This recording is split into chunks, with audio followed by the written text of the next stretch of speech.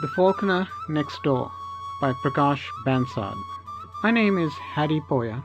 I was an Afghani primary school teacher in Kabul before the terrorists started to cause problems in Afghanistan. Most of my spare time was spent on my other passion, falconry. My family had reared hunting falcons for many generations. The terrorists destroyed the school where I used to teach English and where my daughter, Amina, also studied. I got a job as a translator for the Canadian Armed Forces, who came to Afghanistan to fight the terrorists and restore peace. I had no time for my falcons and had to give them away. My job was dangerous, so I sent my 12-year-old daughter to a boarding school in Darjeeling, India. After some time, things improved in Afghanistan and the Canadian troops started to return to Canada. My commandant asked me to return with him to Toronto, Canada, where I could help in the translation of documents. I arrived in Canada one bright April morning. I rented a modest house in a place called Meadowvale. My backyard had 2 large maple trees and an apple tree that grew near a large deck. I was very nervous as to how I would fit into the Meadowvale community. Although my English was good, at least by Afghan standards, I had no knowledge of Canadian culture other than what I'd learned from the Canadian troops. When I walked down the sidewalk, my neighbors would occasionally glance up and smile at me. My 6'4" frame, red beard and red hair, and my Afghani tunic and loose trousers drew a lot of attention wherever I went. One day I was walking towards the local shopping mall when a group of children came running after me and shouted, "Red beard, red beard." I ignored them for a while, but since they persisted, I suddenly turned around and roared at the top of my voice, "Wah!" The children squealed with delight and scattered in different directions as I pretended to chase after them. I caught one of them and raised him into the air and said, "Now I'm going to eat you." The children regrouped in a semicircle in front of me. I realized as I looked down into the eager smiling faces that there were many nationalities represented. It turned out that integrating into Canadian culture was going to be more difficult than I thought.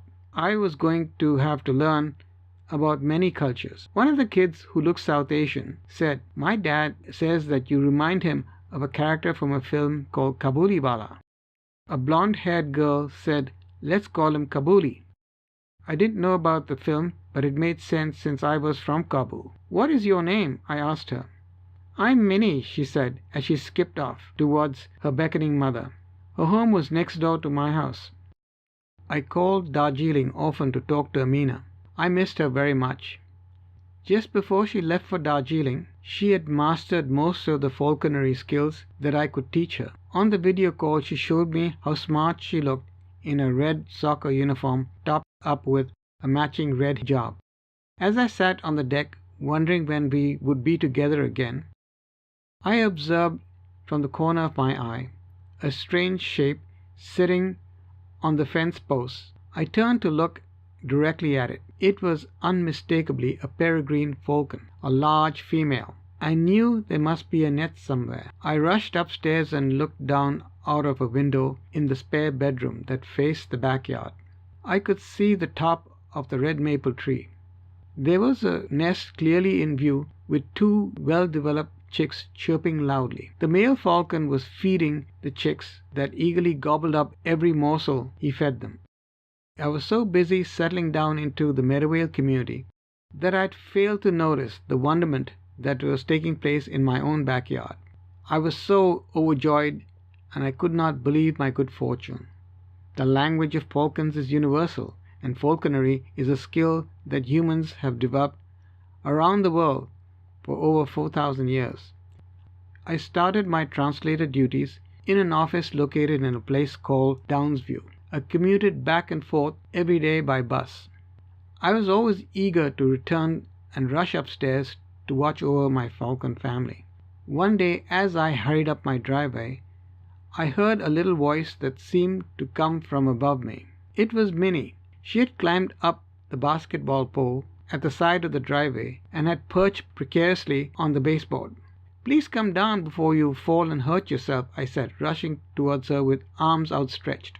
Minnie slid down the pole and said, "I've been climbing this pole since I was 7. I'm 10 years old now." She reached for a basketball, bounced and dribbled it about smartly, and asked, "Do you want to shoot some hoops with me?" I raised my hands in mock surrender, thinking that it was some kind of joke, and said, "I don't want to shoot anybody." "No, I mean play basketball. I've never played this game." "I can teach you. I think you'll be good at it."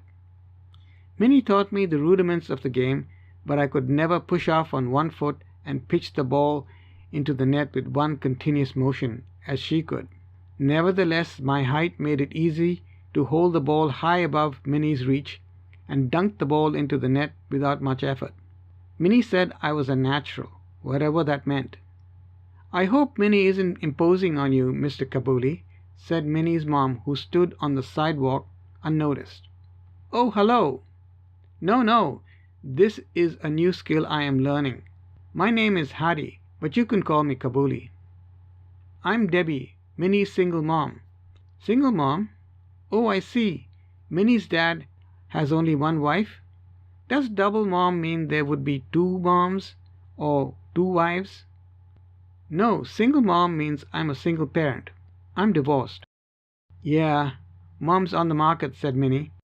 "What? Your family is selling you? I thought this was not allowed in Canada," I remarked, feeling concerned for Debbie's well-being. "Minnie is being naughty. She means to say that I'm not in a committed relationship." "Will your family be joining you soon, Kabuli?" asked Debbie. "My wife passed away many years ago. My daughter is attending school in India. As soon as her immigration papers come through, I'm going to India to fetch her.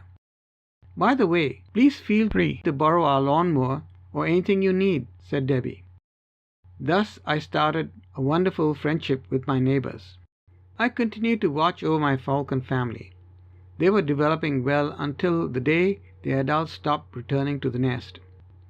Days passed by, and the chicks looked upwards toward the sky with wide-open beaks, but there was no food for them. They looked frail and weak, and even their chirping seemed subdued. Clearly I needed to intervene, or else they would starve to death. My experience taught me that they were still too young to leave the nest. The feathers on their wings had not developed enough. They needed to be fed somehow. I realized I needed help and decided to share my secret with my neighbors. Debbie was too busy at work, but gave permission to Minnie to help me. Minnie stood on the stool and looked through the spare room window at the nest. "The male is called Akbar, and the female, the larger of the two, is called Mumtaz," I said. "How cute," she said, and added, "Kabuli, we've got to save them. I can climb up this tree and carry them down." "That's not safe, because their sharp talons will tear your skin. You need to wear a special gauntlet to handle them. It's best not to disturb them from the comfort of their nest. If we can feed them from here, they will bond with us and then fly down to us when their wings are better developed. But the problem is, how are we going to feed them from here?" "I know. We could tie some food to a string and tie the string to the end of an ice hockey stick and then lower the food to them," recommended Minnie. "Brilliant idea. Let's get to work. If you can get me a hockey stick and some string, I'll prepare some raw minced meatballs," I said. Minnie's feeding scheme worked. Akbar and Mumtaz squawked loudly whenever Minnie and I appeared at the window. Within weeks their beautiful plumage developed completely, and they started to flap their wings in anticipation of their first flight. Fortunately, I had shipped all my hawking paraphernalia to Canada. This included 2 gauntlets, Amina's than mine. Minnie could use Amina's gauntlet. Debbie drove me to a pet store where I bought 2 large cages and a large bag of high-protein pellets to use for training snacks. One bright July afternoon, I said to Minnie, "It's time to coax Akbar and Mumtaz out of their nest and put them into their cages. We can then train them to fly one at a time." "Will we need to train them to hunt?" asked Minnie. "No. All we need to do is to encourage them to fly. These raptors have the hunting instinct," I said. I put on my gauntlet and held a meatball in my gloved fingers.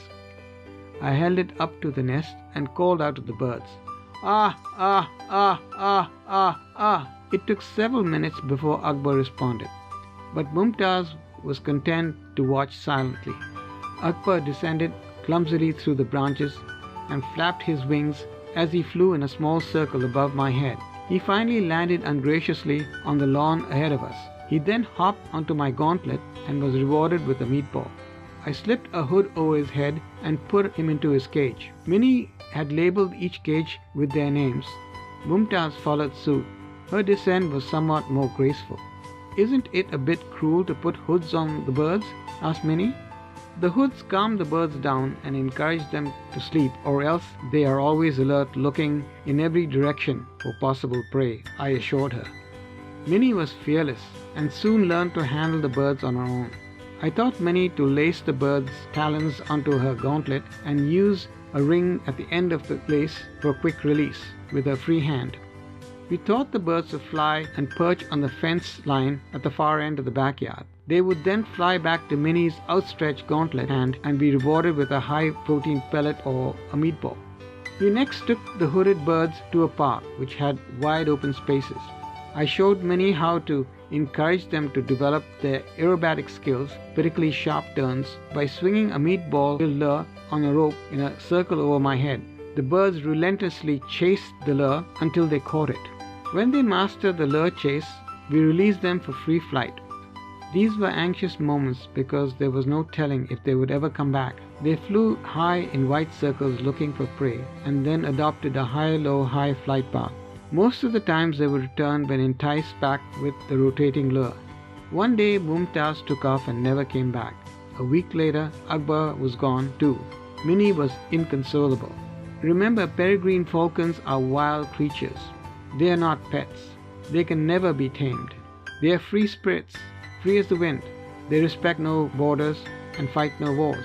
But it could be possible that either Akbar or Mumtaz could find a mate and they may return to Meadowvale next spring and nest in my backyard again. I tried to explain. "Wow, wouldn't that be wonderful?" said Minnie.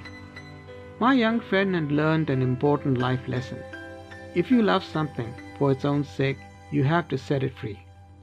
Amina's immigration papers finally came through, and I found myself on a plane heading for India, the Grand Republic. On the flight, I had time to reflect on the months that had gone by so fast. It was my first summer in Canada. It had been a glorious time making new friends in my new country and reviving a skill that had been in my family for generations. Moreover, I was able to pass on this ancient skill to a young person before it was lost. It turned out that most of the apprehensions I had about fitting in culturally were not justified. The Falcons helped me to make new friends, and I realized that people from different cultures can get along just fine. When we put our heads together to solve common problems, these irrational concerns just melt away.